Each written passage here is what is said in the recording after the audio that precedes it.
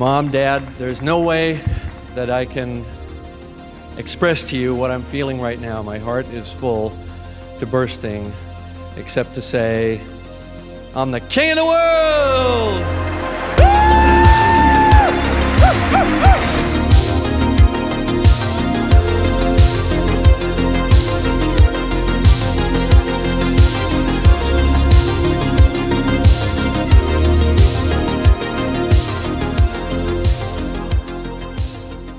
Hello and welcome back to Cameron, King of the World. In this video we're going to be talking about the creation of the Terminator, the 1984 classic, how it came to be and some of the behind the scenes stories, and also my thoughts on the behind the scenes documentary Other Voices, of which I have quite a few things to say about, to say the least. It's quite an interesting situation with the making of documentary about this film, and we'll get into that when we get into that. But we're going to pick things up off from where Cameron had left his filmmaking career with his directorial debut, Piranha II: The Spawning, in 1982.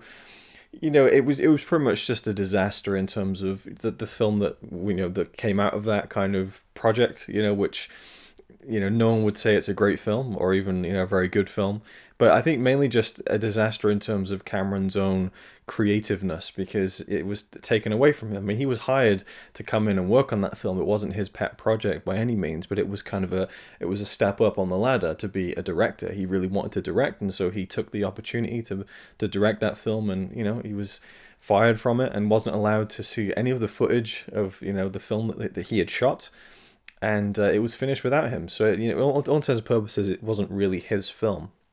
The Terminator, I think many would argue, especially James Cameron himself, that's his film. That's his first movie. Now, he directed Piranha II, kind of, but I think that calling The Terminator the first true James Cameron film would be a pretty fair statement. And the road to get to that is an interesting one, and kind of crosses paths and intersect with the kind of the gestation period of the Alien sequel, titled Alien 2 at the time in the early 80s, and how Cameron came to work on that as he was working on the Terminator. And that's kind of an interesting kind of road, because he had done Piranha 2, which wasn't going to really earn him any favors, or so it wasn't going to open any doors for him, to say the least. And so where'd you go from there?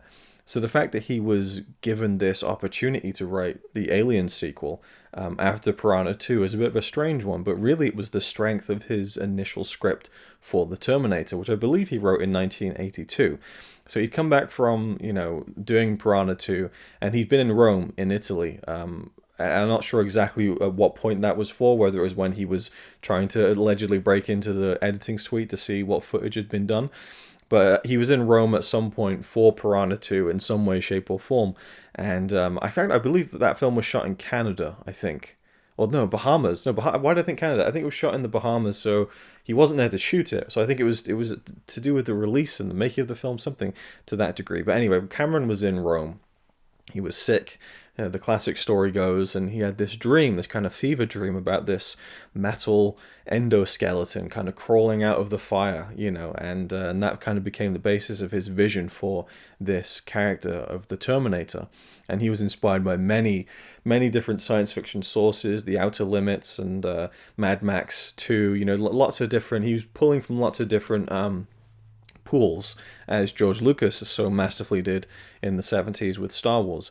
And he also was inspired by was it 1979 or 1978 when Halloween came out? I think it was 1978 Halloween from John Carpenter also inspired Cameron in terms of this kind of low-budget kind of slasher movie that could be really effective, on a budget. And so he was kind of inspired by that, and bringing that into this kind of hellish vision he had of this machine, and then working in this kind of man versus machine and the dangers of technology and artificial intelligence. And he worked with a friend of his, William Wisher, on additional dialogue, I believe. I don't think William Wisher had that much to do with the story creation of the Terminator. I read that they kind of would email back and forth. They wouldn't email. It was 1982, 1983. They'd probably write back and forth. Maybe they did on the phone. I don't know. But it was long distance collaboration between the two. Maybe it was bouncing ideas. You know, he worked with different people, even Gail Ann Hurd, who had gone to become his wife and producing partner through most of the 80s. She was working with Cameron at New World Pictures with Roger Corman, and she had heard about this script that he'd written called The Terminator, and she was very interested in it. And the story goes that he sold the rights to The Terminator to her for $1, $1 Canadian dollar. And but with the stipulation that she could produce the film if he would direct it. So it was about then shipping the script around Hollywood to see if anyone would be interested in financing it. And no one was biting, no one was going for it. But there was a connection there through Roger Corman and New World Pictures, where Gail Ann Hurd and James Cameron had worked on numerous films, to Orion Pictures, and that studio was interested in The Terminator. And so there's lots of things where they had to kind of get the financing and everything, and it was going to be a fairly low budget affair, only maybe a few $1 million, something like that. Nothing huge, not too much of a gamble. And so then they moved into production, or pre-production, I should say. And so they were looking at then casting and also where to shoot the film. Initially, they were going to shoot it in Toronto, which is really interesting because you see the film, and to me, the one of the big parts of the film is that it is in Los Angeles. It has a gritty rawness to it, and part of that, I think, is all the on location stuff in LA. I know it's just part of the identity of the film to me. And the second film is that Los Angeles location where they filmed, almost the entirety of the film. So it was interesting to me that they were going to initially film in Toronto. I'm assuming that it must have been tax reasons. I'm not entirely sure, to be honest. And that's one thing. I'm going through all this behind the scenes information. I might slip up on a few things. But 1983, early 1983, they were set to film The Terminator. And also Gail Ann Hurd contributed some ideas to the script, which I think she got credited as one of the screenwriters, but James Cameron did clarify she never actually wrote anything. But I guess they probably showed us some of the Sarah Connor stuff, and to get a female perspective, I'm assuming. And she obviously kind of lended advice as her and Cameron got closer as a collaborating couple. And then a few 2 or 3 years later, I'm not entirely sure, actually it was pretty close, because I think it was in the negotiation stage for Aliens, so that would have been in 1984, 1985. So I guess actually it was a pretty quick kind of collaboration between Gail Hurd and James Cameron as far as a producing, directing partnership, and then also a romantic relationship as well, which I guess probably spawned out of the making of The Terminator and realizing they worked well together and had an interest in each other. So 1983, the film was set to be made, but the casting was kind of the reason that it got delayed for, I think, about 9 months. And that casting was of Arnold Schwarzenegger, which is an interesting story. And I don't know who to believe. And there's a few things, like I mentioned in the Piranha II video. There's a few things with Cameron's backstory and, kind of the little things in his career, the moments, and the kind of, this happened, and then he said this and she said that, where there's two different sides and you don't quite know who to believe, because there are certain reasons why maybe Cameron would want to take a different stance than what actually happened. I don't entirely see why, but I mean, I don't know. It's interesting because I have a lot of respect for Cameron, but I do think he twists the truth a little bit. I'm assuming, I don't know, but it's tricky because it's all sorts of, again, it's like he said, she said, but in the Other Voices documentary on the making of The Terminator, William Wisher tells the story that Arnold's agent had gotten the script for The Terminator, and the script itself, it was turned down from studios, but it got some buzz. Like, it really got some traction. It got people, interested in Cameron as a writer, as a kind of filmmaker, and that's I think that's pretty much what got him through the door to speak to David Giler and Walter Hill about, I forget what project they were talking about, but that was the meeting in which they said to Cameron offhand, we're doing this Alien 2 thing. And that's kind of how Aliens came about. So, the Terminator script, people had read that script and they loved it. Like, they just whipped through it. They thought that it was great. They wanted to work on it. In fact, Stan Winston, who did the special effects on the film, they initially wanted someone else to do the special effects for the Terminator, but this Dick Smith, I think it was, who's this very prolific and respected visual effects supervisor and artist, but he said, I think Stan Winston is best for this. So he recommended Stan Winston. And at the time, Stan Winston was a little bit haughty about it. And he fully admits that in the documentary. He's like, who are these kids coming in making this film and they want me to do the special effects? Do they know who I am, And he fully admits he had an ego and he was on a high horse about it. Then he read the script and suddenly that just all melted away. And he's like, I hope I can work on this, So the script, by all accounts, was something that really drew people in and obviously got them financing to make the movie. But Arnold Schwarzenegger's agent had received the script, showed it to Arnold, and they were trying to set up kind of the gears to go in motion for Arnold to step into the role of Kyle Reese as the hero of the Terminator.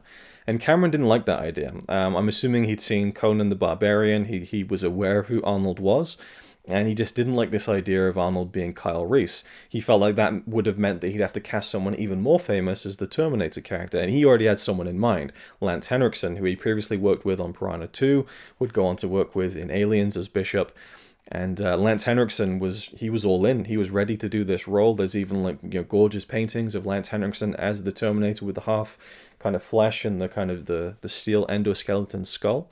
And the concept initially for the Terminator character was for him to be this android, obviously, or this cybernetic organism, I should say, from the future, who is designed to look like a human, but like an everyman, who would blend in with the crowd, And Arnold certainly wasn't someone who would blend in with the crowd. They say in the documentary that someone big and buff like Arnold, certainly wouldn't look out of place in California, but regardless, he definitely stands out and kind of catches your attention physically.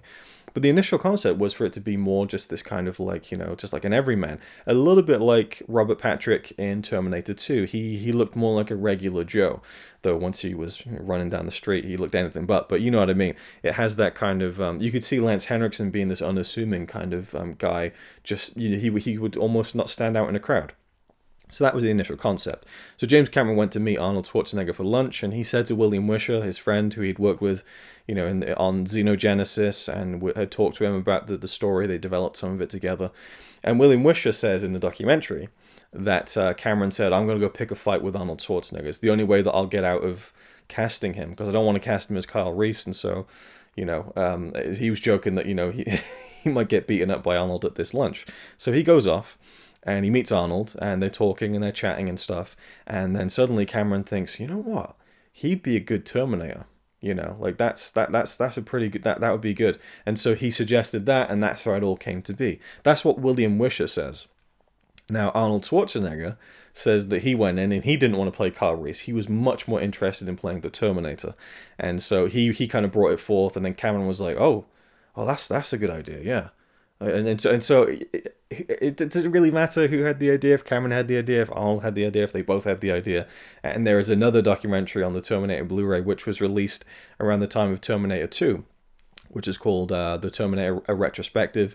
It's mainly comprised of a sit-down interview with Cameron and Arnold, I think just after they made the second film. It was released on some VHS special edition box set. And they talk about that meeting that they had, and they basically dance around the fact that they both had the same idea. So I don't know. Again, it doesn't really matter, but you see these conflicting stories like, oh well, Cameron initially had the idea that Arnold would actually be much better as the Terminator. Whether Arnold has the opposite story where he was the one, yeah, I don't know. It just So you get these things in these behind the scenes things, and you catch the kind of mistakes coming out. And again, like the Piranha II story of how much truth was there in Cameron actually breaking into that edit suite and fixing the film and all of this stuff, which he then later denied completely, like decades later. Anyway, that was a very minor thing to get hung up on, but I just it was something that I noticed and very much stood out to me in the documentaries on the making of the Terminator, was this just initial idea of Arnold actually being a much better idea as the Terminator, not as Kyle Reese. Regardless, they got to that conclusion and they realized that Arnold was going to be perfect. And this is a character who has, I think, 17 lines in the whole movie, like 100 words. And so Arnold's agent was a little bit reticent, like, this isn't like, there's not much there, but Arnold wanted to do it. Even though, again, there's stories of Arnold making Conan the Destroyer, the Conan sequel, and saying, I'm doing some shit movie, it'll take a few weeks. So maybe he wasn't as enthused with it as he may then later on. Again, it's kind of the revisionist history when you look back on it and how great the Terminator ended up being. And so Arnold's like, yeah, I knew I was going to be better as the Terminator, and I always knew it was going to be amazing. Like, in fact, in that interview with him and Cameron, he's talking about how he always knew that it was going to be a hit and all this. And I'm like, well, I'm not sure you really knew that, But it's fine. I love Arnold either way. If he kind of stretches the truth a little bit, or just straight out lies about how he thought that the Terminator was going to be a big hit or not, when apparently he thought that it wasn't. But maybe once he got there and was making the film, maybe his mind changed as he was actually in there making the film and seeing how Cameron works as a director and the things that he was putting together. That's entirely possible. But word is that he wasn't as enthused with it, and there was a little bit of worry there that it was more of a kind of trashy B movie that wouldn't, again Arnold at that point his career was building up a little bit of momentum, breaking out of stuff like the Hercules in New York stuff, and then Conan was kind of the beginnings of this huge explosion of Arnold's career in the 1980s, and Terminator, I think, really solidified that and made him a huge star. He was already a star, but this, I think, it kind of just it set the bar for what an Arnold-esque kind of movie star was going to be. And then you'd have Stallone coming up with First Blood, and well, obviously he'd done Rocky before that, but rising up as this kind of action star, and those two just dominated the 80s. Anyway, so Lance Henriksen got relegated to a cop role, and he's quite funny in the movie. Watching it again, I quite enjoyed his little bickering and banter with the other cop in the station, and him always kind of going off on this little yarn and getting cut off, and that was kind of fun. But yeah, it's a shame that Lance Henriksen kind of thought he was going to be the title character of this movie, and that was another thing that apparently Arnold's agent needed to be kind of convinced of, was like, but it's the title role, So that was kind of another piece of the puzzle. But the reason that the film took 9 months, where it couldn't be made, they were all set to go in Toronto, and then suddenly Dino De Laurentiis, who was kind of had an option on Arnold to do a Conan sequel, suddenly said, I've got this option, I'm taking it, I'm cashing it in, I'm cashing in the money in the bank, and I'm bringing Arnold in to do Conan 2. And so there was nothing they could do, their hands were tied, their star has now gone off to make this other film. So they had to wait, and they decided it was worth waiting to kind of not recast the Terminator and to wait for Arnold, because he was really going to work in this role. Another thing I remember reading was that Cameron said that his accent kind of really worked for the Terminator. It was almost as if that they hadn't figured it out with the programming yet. Such a distinctive voice, but again, only like 17 lines in the movie. But they had to wait, and so 1983 was kind of the waiting game, but also time for Cameron to kind of what's the term? Kind of occupy himself with other things, but also refining the script for the Terminator. But at the same time, getting that meeting with Walter Hill and David Giler, and putting forth the idea that he could do a script for Alien 2. It's because at the time it was called Alien 2, but Aliens is what it became. But the Alien sequel was something that he occupied his time with, but also he got the job of writing Rambo 2. So he had a lot to do writing-wise over 1983, and he actually got to a point where he decided to think, right, how many waking hours do I have? How long did it take me to write a page of a screenplay? And how many pages do I need to do? So I've got Alien 2, Rambo 2, both about 2 hours long, 120 pages each. So divide that by how long. So he would figure out how much he would need to write per hour, and that's kind of how he did it. And it didn't quite work out that way, which would be annoying if it did, because I certainly know when I work to a schedule, I fall behind drastically. But the intention was there by all means for him to kind of just rattle through all this stuff. He wrote Rambo 2. He wrote his treatment for Aliens, which he didn't quite finish, and that was we'll talk about that in the Aliens videos, because I have a lot to say about the making of Aliens. But that was something that it was almost cost him Alien 2, was the fact that he hadn't finished. I guess he really had to prioritize the Rambo film because that was getting made, but also again refining and working on the Terminator, and also they took that time to actually do really detailed storyboards for the Terminator to work out as much as they possibly could, so that by the time they actually got into production in 1984, it would all be ready to go. But obviously also anticipating problems that they might have, and so I think that lead-in time probably helped them really wrangle that film together quite quickly because it was shot in 1984 and it was released in 1984. Obviously there's a lot of effects, but well, not a lot of effects, but there's quite a few effects, but most of that stuff is done in camera. So the majority of the work is done before, in pre-production. So once you're filming in production, that stuff is happening. It's there, kind of on camera. And so that's what they did. They waited for Arnold, much as Fox waited for Cameron to wait for Arnold so that he could then do Alien 2. A lot of waiting around involved around the Terminator and Aliens, but finally they hit production, and they obviously played by the book and everything, but there was a lot of guerrilla style filmmaking going on with the Terminator, and after the initial period of principal photography, they did actually go back and do additional photography, most of which they didn't have permits for. The final shot of the film is a funny story. They went out to the desert to film it with just the kind of the truck, the Jeep, with Sarah driving off into the distance. They set up the camera for that all day, no cars, and just as they're about to film, this little dot, this speck appears, and it was a police car. And he asked them what they were doing there, where's their permit. They didn't have one. And on the spot, one of the special effects guys was like, "Oh, that's my son over there. We're helping him make his student film." And so the cop was like, "Oh, great," and just suddenly changed his tune and was just like, "I'll block off the street," So, just lots of things like that where they would literally just kind of on the sly throw this kind of shot together when they didn't even have the permit for it. The shot of Reese being zipped up in the body bag at the end of the film was done very quickly with James Cameron's suit bag. And I wasn't sure if this was like exaggeration by Stan Winston in the Other Voices documentary. He talks about the final shot of the Terminator in the film when the hydraulic press has crushed it, and it's just this close-up of just like the eye and the red just kind of slowly dimming, and there's kind of smoke and stuff. And he talks about how that is like literally just tin foil and someone with a cigarette just blowing smoke, off camera. And I thought, you're exaggerating. It's not just tinfoil, is it? But then you look at the shot and you go, oh yeah, it's fairly, but it just works, So that was something that they threw together at the end.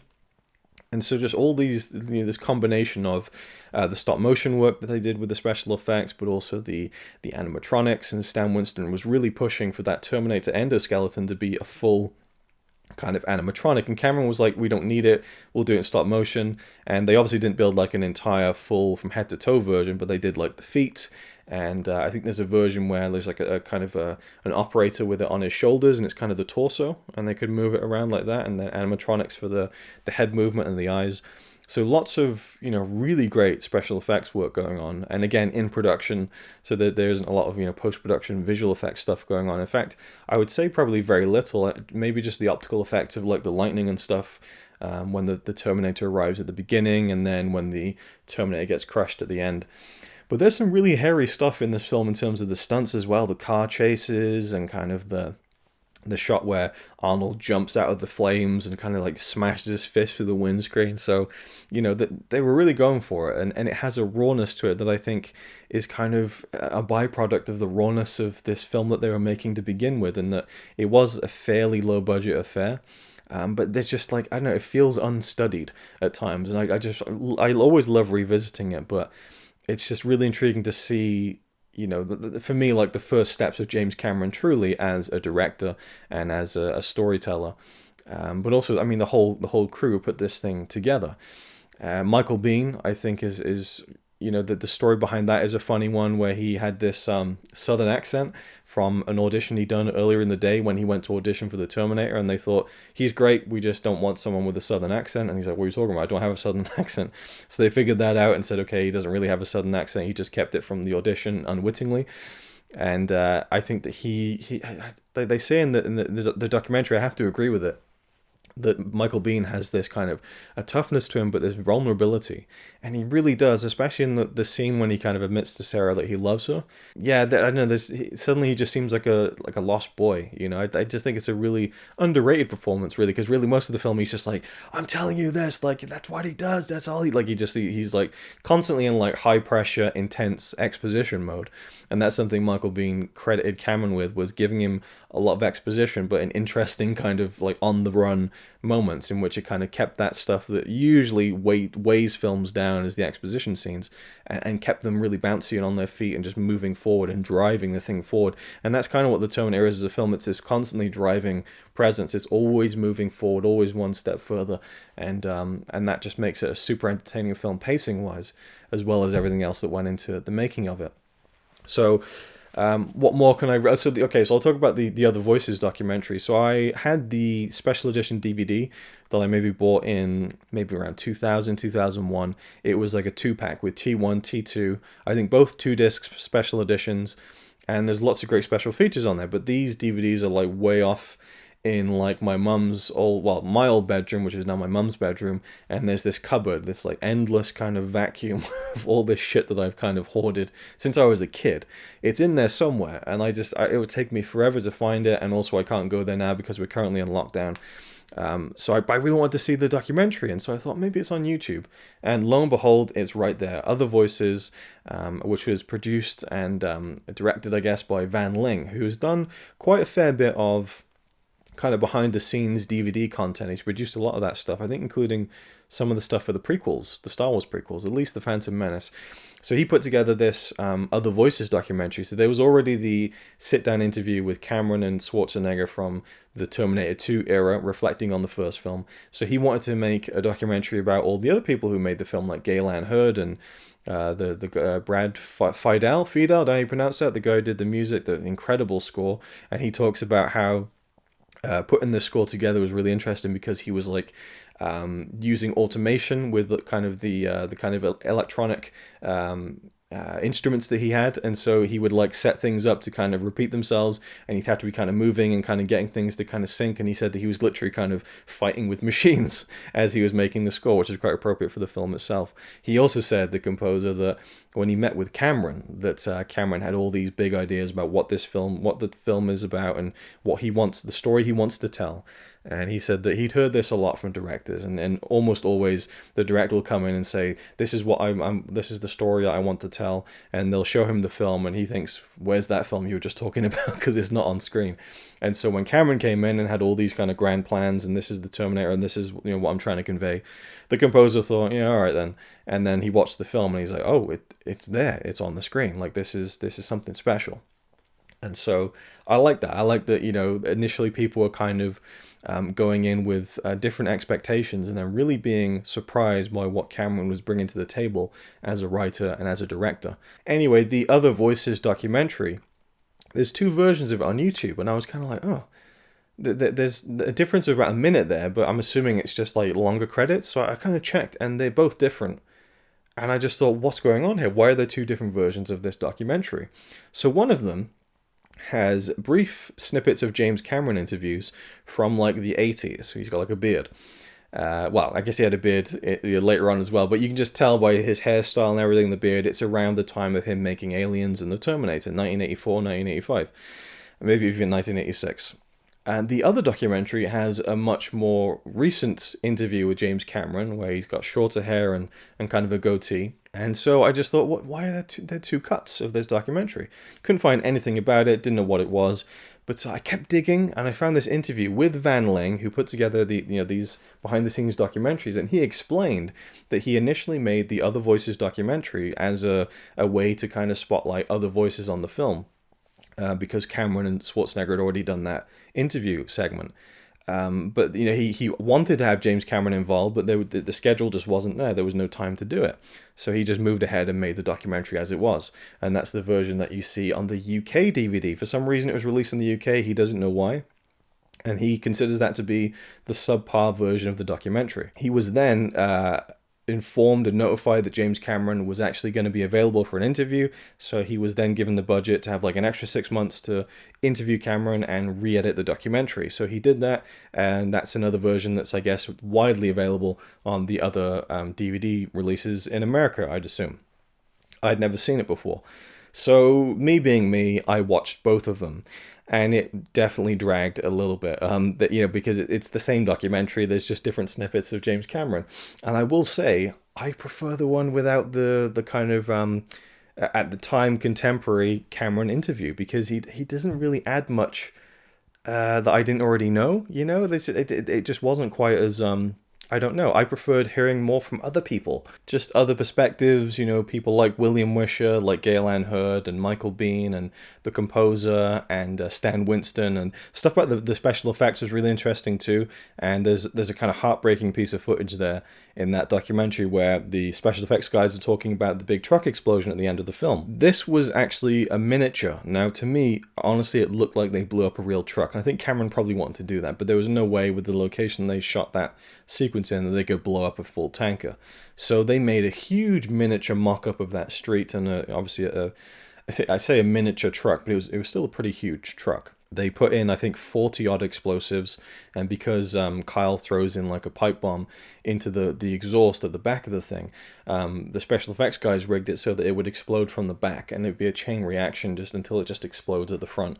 Created an incredible effect in the final film. But that wasn't the first time they tried it. Obviously, this is something you can't do over and over again. But the first time they tried this, they had, I guess, a wire or a cable to pull the truck as it was moving, because it's moving when it blows up. And they pull the truck, they call action, and it just pulls the fender right off the truck. Truck stops to a standstill, and they'd already rigged off the explosions, and it just goes up in flames. Oh my, like, can you imagine? I mean, just seeing the footage is just heartbreaking. It really is, like I said. So they spent 2 days rebuilding it, and they did it again, and they thankfully got the shot. But that's just like your worst nightmare as a special effects person. Something that big and elaborate, and you've worked so hard on, and it just fucks up. There's nothing you can do about it, but just fine, set off all the rest of the explosives. It's done, you know. But you know, it all comes together. You know, there's just so many different things like miniature work and kind of front projection, rear screen projection, and the kind of animatronic. I mean, it's pretty obvious when you see Arnold, and it's not really his face. It's like this kind of this big kind of fake head, but it's not the worst thing in the world, you know. Even when he's like kind of working on the open wound in his arm and kind of fixing the wiring. There's some it's gory, but it's really well done. I did notice on the Blu-ray, because the Blu-ray is so good looking, that when the finger's moving as he's kind of like fiddling with the kind of pistons in his arm, and the fingers going like that, you can tell the fingers really like fake and kind of, you know, the joints aren't fully there. But you know, it's if you don't look too closely, if you don't really overanalyze it, it looks pretty damn good, and especially the stuff when he's like scalpeling his eye out, which haunted me as a kid when I watched this when I was far too young. It's some really impressive stuff, and given the budget of the film, I just think that stuff really holds up, and the film itself holds up, and I'll talk about that in the next video. But yeah, it was I think it was a labor of love for a lot of people. They really believed in the script, and believed this could be something exciting and different, and could rise above being just this B-movie slasher film, which is essentially what it is. And in fact, when I can't remember who it was, but Cameron was talking to some studio executive, and they said, you know, this isn't a science fiction film. And Cameron said, of course it is, it's a sci-fi. And they're like, no, it's not. They're like, science fiction is Star Wars. And Cameron's like, there's robots coming from the future. So there's like robots, time travel. It's like two of the biggest kind of themes of science fiction.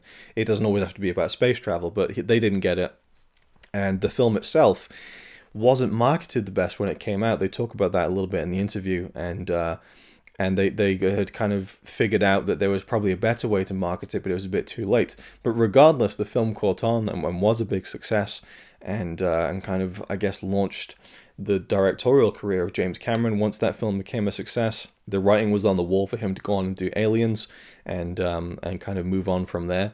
And also Arnold Schwarzenegger, I think his career really launched off from that point too. I can't remember what he did after the Terminator, but you know, certainly he had a run. Arnold had a run from Terminator onwards to about maybe 1993, 94, where he was just untouchable and one of the biggest stars, and probably the biggest star in the world, I would say, towards the late 80s, especially when you get to, like, by the time it hit Terminator 2, I think he was probably at his peak at that point, so it was the perfect time for that film to get made. But you know, the Terminator, again, you talk about like guerrilla style filmmaking. They were doing everything they could to pull this thing off, and in the end, it really, really worked and holds up today as a timeless classic, one of the best films of the 80s. and just one of the all-time great action kind of sci-fi film. Again, I wouldn't call this one as much of an action film actually as a thriller, a kind of a horror thriller. It is a slasher movie. You know, there's this element of the chase, and there's this unstoppable force that Arnold Schwarzenegger is in the Terminator, and so much energy and intensity and dread. You know, the kind of the sequences. Again, I'll talk about that in the next video, but I'm getting ahead of myself. But that was kind of the journey of making the Terminator. So I hope you enjoyed this style of video. It was something that I wanted to do, and I'm going to try and do more of throughout this series to kind of talk about the behind the scenes stuff. And yeah, you can kind of let me know in the comments down below, but probably by the time I post this video I've done it all anyway. But leave me your feedback nevertheless, and I'll see you in the next one.